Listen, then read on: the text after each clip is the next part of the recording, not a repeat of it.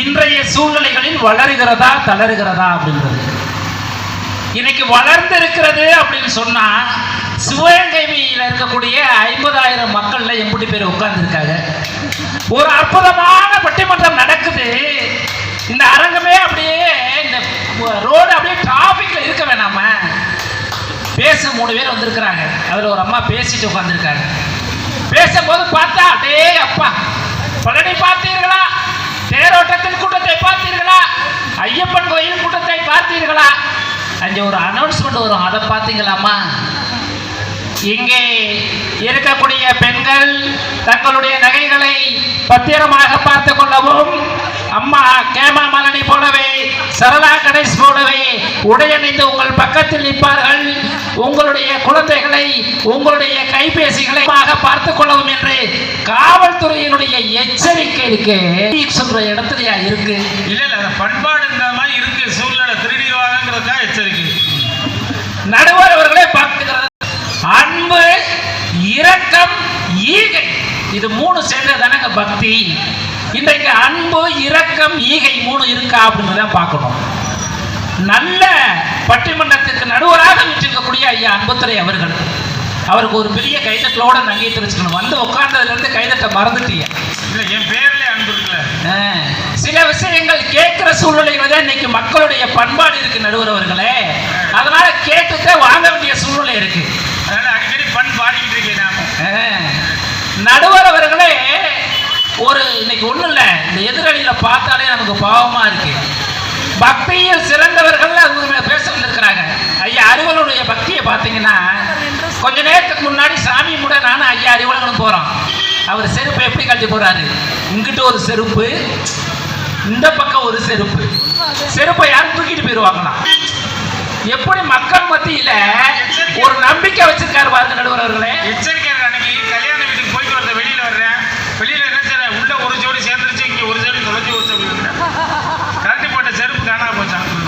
நடுவர் அவர்களே, பக்தியும் பண்பாடு வளர்ந்துருக்குன்னா, இன்னைக்கு நான் ஏற்கனவே சொன்னது மாதிரி இந்த பகுதிகளில் எவ்வளவு கூட்டம் இருக்கும். ஒன்றும் இல்லை, நாளைக்கு ஆர்கெஸ்ட்ரா. இப்போ முன்னாடி ஐயா நடுவர் அவர்களே அவருடைய அந்த பேச்சை கொஞ்சம் மாற்றி பேசியிருந்தாங்க. எப்படி இருப்பாருங்க?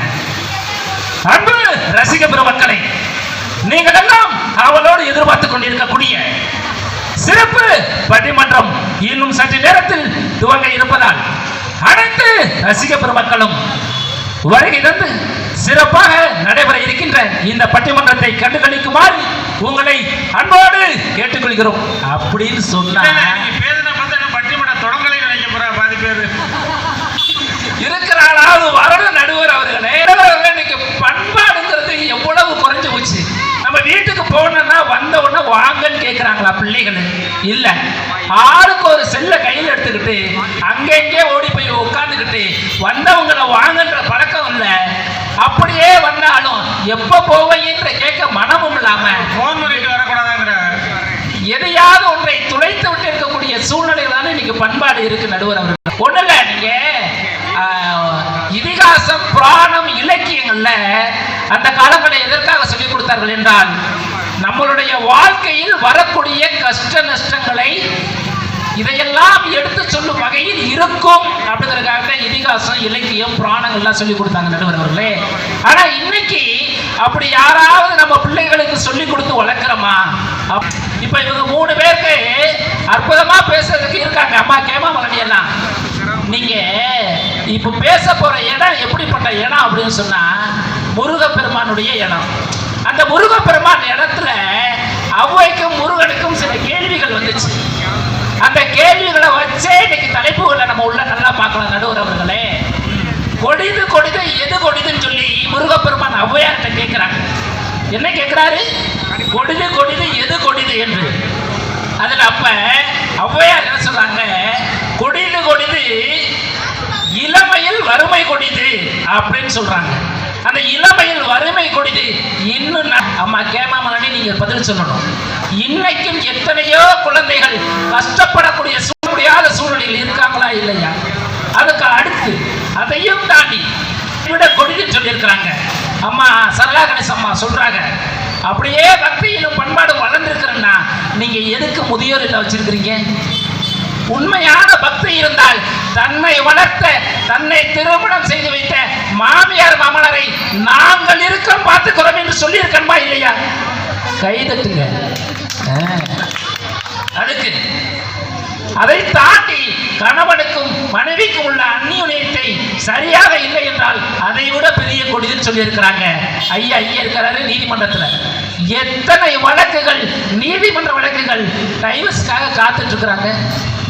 பக்தியும் பண்பாடு வளர்ந்திருந்தா இவர் மாதிரி யாருக்கு வேலை இருந்திருக்குமா? கல்யாணம் ஆகி டைவர்ஸ் ஆக ஒரு பக்கம் இருக்கட்டு, பேசி முடிச்சோட செல்ல பொண்ணு வேலி மாப்பிள்ளை வேலி வந்து பாதி இது கல்யாணத்துக்கு ஒண்ணுமே டைவர்ஸ் ஆயிருக்கு பாதி இது. நடுவர் அவர்களே கொஞ்சமாவது யோசிச்சு பார்க்கணும். இன்றைய சூழ்நிலைகளில் பக்தி பண்பாடு வளர்ந்திருக்கிறா தளர்ந்திருக்கிறா என்று சொன்னா, தளர்ந்திருக்கிறதுக்கு இன்னும் 1000 எடுத்துக்காட்டு சொல்லலாம். ஒண்ணும் இல்லைங்க, நம்ம நெத்தியில எதற்காக குங்குமம் வைக்கிறோம், எதற்காக சந்தனம் வைக்கிறோம், எதற்காக திருநீர் பூசுறோம்னு தெரிஞ்சுக்கிறோம். நம்ம பிள்ளைகளுக்கு சொல்லிக் கொடுக்கணும். தாயின் உறவில் குழந்தை அதை மறக்க கூடாது என்பதின் தாயின் ரத்தத்தின் நினைவாகத்தான் நம்ம குங்குமம் வைக்கிறோம். தன்னுடைய வாழ்க்கை காலம் எப்படி இருக்கணும் என்றால் அந்த சந்தனம் போல கமகமன்னு மணக்கணும் தன் வாழ்நாள. அந்த 90 எதற்காக வைக்கிறோம் என்று சொன்னால், தன்னுடைய வாழ்க்கை எப்படிப்பட்ட மனிதராக இருந்தாலும் தன்னுடைய கடைசி காலம் பிடி சாம்பலுக்கு சமம். அதை நினைவுபடுத்துவதற்காகத்தான் சந்தனம், குங்குமம், திருநீர் வைக்கிறார்கள் என்பதை தன் பிள்ளைகளுக்கு எத்தனை பேர் சொல்லிக் கொடுத்திருக்கிறாங்க நடுவர் அவர்களே? இன்னைக்கு அப்படி சொல்லி கொடுத்திருந்தா லஞ்சம்ங்கிற ஒரு வார்த்தை வந்திருக்குமா? இன்னைக்கு பக்தி என்பதை தாண்டி பணம் என்பது ஒன்று உள்ள வந்ததுனால மனிதனுடைய மனநிலைகள் எப்படி இருக்கு? கோடிகளா சம்பாதிக்கணுங்கிற ஒரே நோக்கத்துல இன்னைக்கு நிறைய பேர் போய்கிட்டு இருக்கிறாங்க.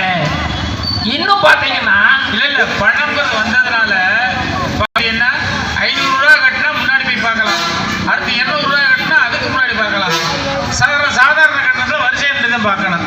ஆக பக்தி பணம் கொடுத்தா இறைவனை கிட்டக்க பார்க்கணும்னு பக்தி குறைஞ்சிருச்சு. அப்ப நடுவர் இப்பயே தீர்ப்பு சொல்லிட்டாரு.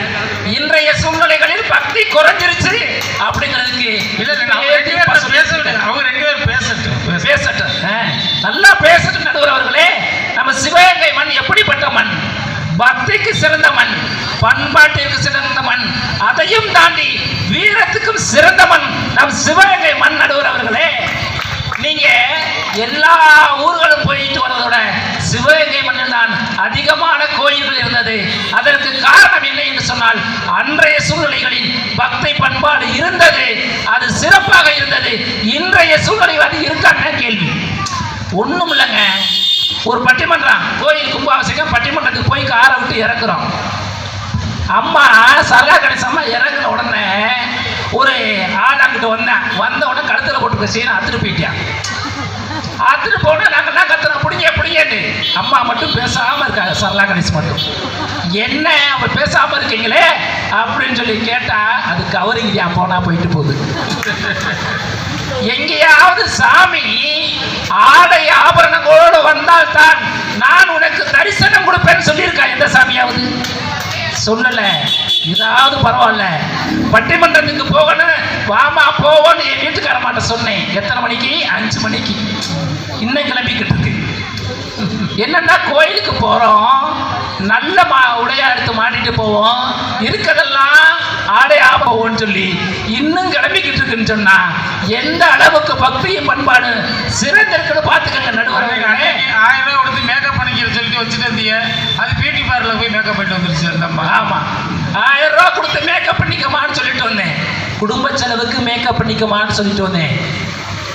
ஆனா அது போய் மேக்கப் பண்ணிட்டு வந்துட்டு எங்கம்மா வீட்டில் ஒண்ணும் காணோம்னே, நீங்க தானே சொன்னீங்க மேக்கப் பண்ணிட்டு வர சொன்னீங்க, நான் மேக்கப் பண்ணிட்டு வந்துட்டேன் அப்படின்னு சொல்லி. நடுவர் அவர்களை இன்னையும் கூடுதலா சொல்லணும்னு சொன்னா, அன்னைக்கெல்லாம் வள்ளி திருமண நாடகம் இருந்துச்சு, ஹரிச்சந்திர மயான நாடகம் இருந்துச்சு, சத்யவான் சாவித்திரி நாடகம் இருந்துச்சு, வீரபாண்டிய கட்டபொம்மன் நாடகம் இருந்துச்சு. ஆனா அன்னைக்கு மக்கள் எல்லாரும் உட்கார்ந்து பார்த்து ரசிச்சாங்க. இன்னைக்கும் வள்ளி திருமண நாடகம் வந்தா பப்பு டான்ஸை பார்த்துட்டு போயிடுறாங்க. அந்த இதிகாச புராணங்கள்ல வரக்கூடிய அத்தனை விஷயங்களையும் பார்க்கறதுக்கு நேரம் இருக்கா? இல்லையே. ஒன்றும் இல்லை, நீங்க நைட்டு பாதி சமத்துல முருகன் வருவார், வந்தோடனே ஒரு பாட்டு படிப்பார். சம்போ மகா சம்போ மகா தேவா சாம்போ சிவாயன சந்திரமௌலிய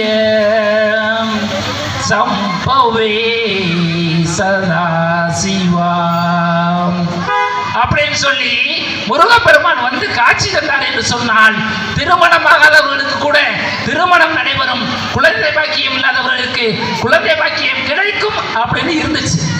ஆனா இன்னைக்கு ஆடலுடன் பாடல் போட்டாத்தான் கூட்டம் வரக்கூடிய சூழ்நிலைகள் இருக்கு என்று சொன்னால், பக்தியும் பண்பாடும் எப்படி வளர்ந்திருக்கிறது இல்லை என்றுதான் ஆணித்தரமாக சொல்வதற்கு 1000 எடுத்துக்காட்டுகள் இன்னும் இருந்தாலும், நல்ல நிகழ்வை சிறப்பாக நடத்திட்டு இருக்கிற விழா குழுவை பற்றி சொல்லணும் நடுவர் அவர்களே.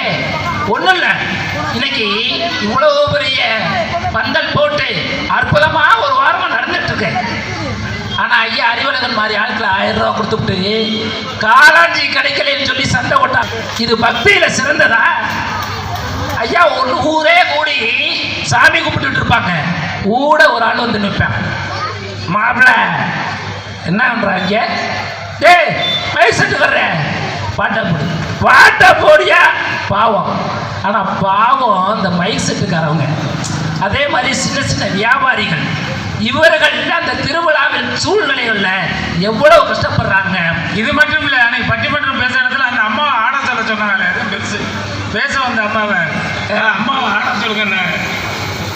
ஏதாவது பரவாயில்ல நடுவர் அவர்களே, அம்மா சரளா கணேசன் மாதிரி கூட்டம் கொடுதுன்னு அம்மா ஒயில் சப்ளைன்னு இப்ப கூட்டம் கொடுது, அதனால அது பக்தியில் சிறந்தது இல்லை, பண்பாடில் சிறந்தது இல்லை என்று சொல்லிக்கொண்டு பேச நல்ல வாய்ப்புகள் வழங்கிய உங்கள் அத்தனை பேருக்கும் நன்றி பாராட்டி விடைபெறுகிறேன். நன்றி, வணக்கம்.